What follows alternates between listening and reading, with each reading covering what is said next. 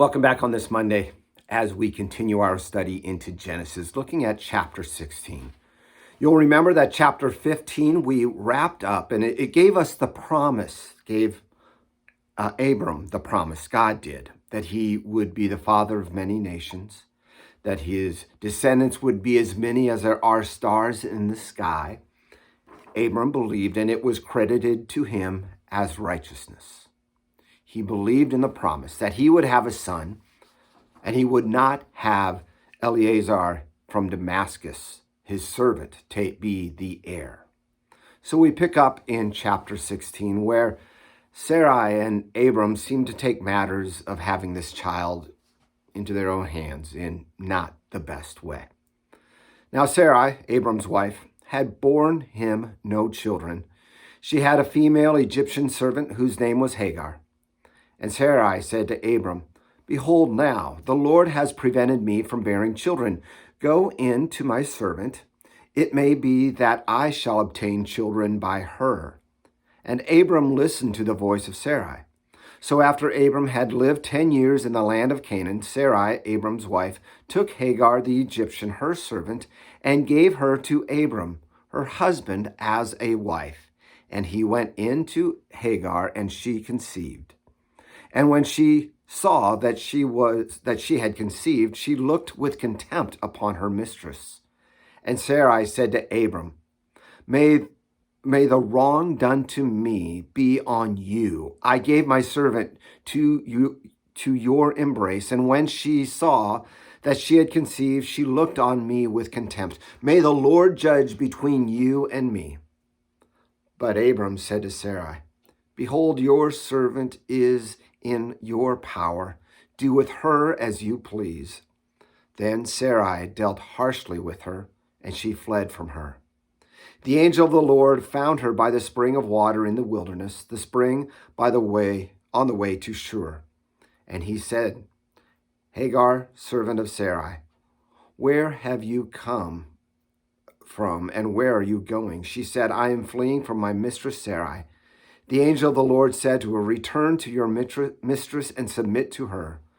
The angel of the Lord also said to her, I will surely multiply your offspring so that they cannot be numbered for multitude. You see what happened here, right? Sarai and Abram, took matters into their own hands. And have you ever noticed how bad things happen? Those unintended circumstances that happen when we take matters into our own hands. Instead of waiting for the promises of the Lord, waiting for his timing, we take matters and try to make them happen ourselves. Now, that's always a difficult situation because sometimes God leads us to do those things that are his will.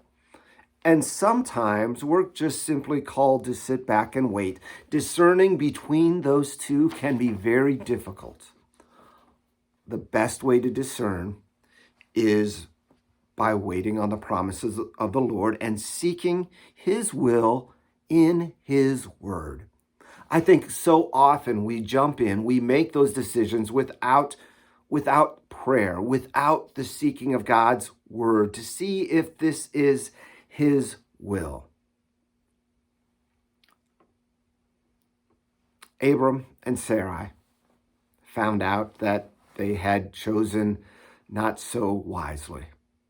Sarai found out that Hagar, once she became pregnant with the child that Sarai couldn't have, kind of lorded that over Sarai, made her look better than Sarai, and made Sarai feel even worse.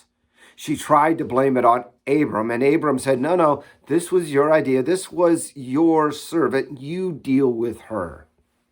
So, as it shows, Sarai had her put out.